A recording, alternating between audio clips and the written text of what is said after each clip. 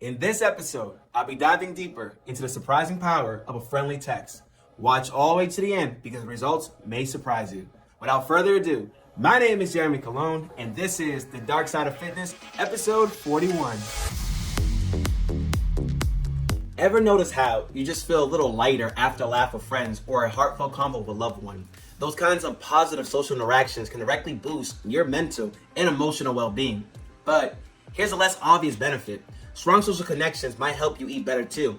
That's because loneliness is often the driver of emotional eating. Having adequate social support lowers stress and maybe the incidence of angry chip eating or crying into a bowl of ice cream. But get this, even when people know the connection with others is good for their health, they might still be less reluctant to actually pick up the phone.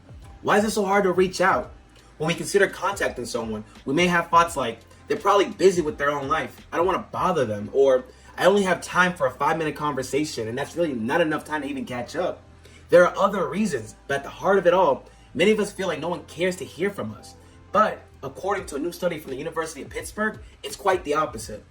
What the study found, the researchers conducted a series of experiments testing people's responses to sending and receiving check-ins.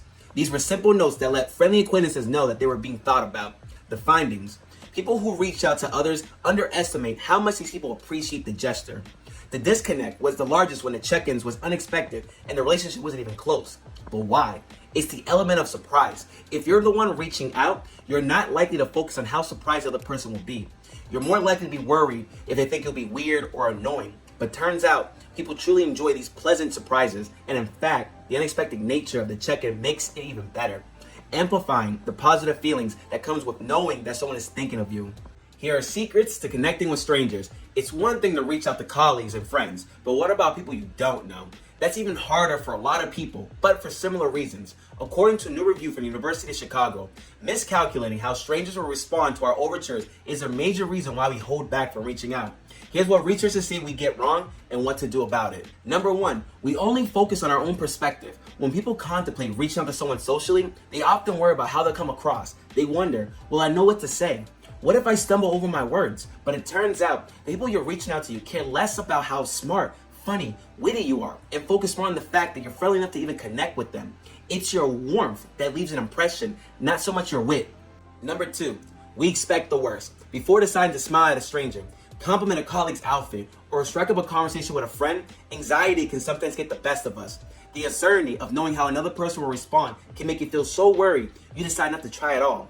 For example, you might think about all the ways they could respond to you instead of picturing the most likely outcomes. People also fail to consider their own influence on the situation.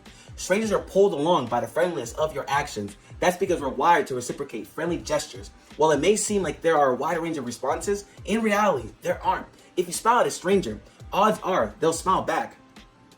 Look at that. After all, you just made them feel good. Number three, we knock it before we try it. Just like you can't know if you like a food until you try it, you can't know that talking to strangers can be pleasant until you actually give it a shot. We draw from our own experiences when deciding how to behave. If we don't often make social connections, we won't know how often they end up being something we actually enjoy.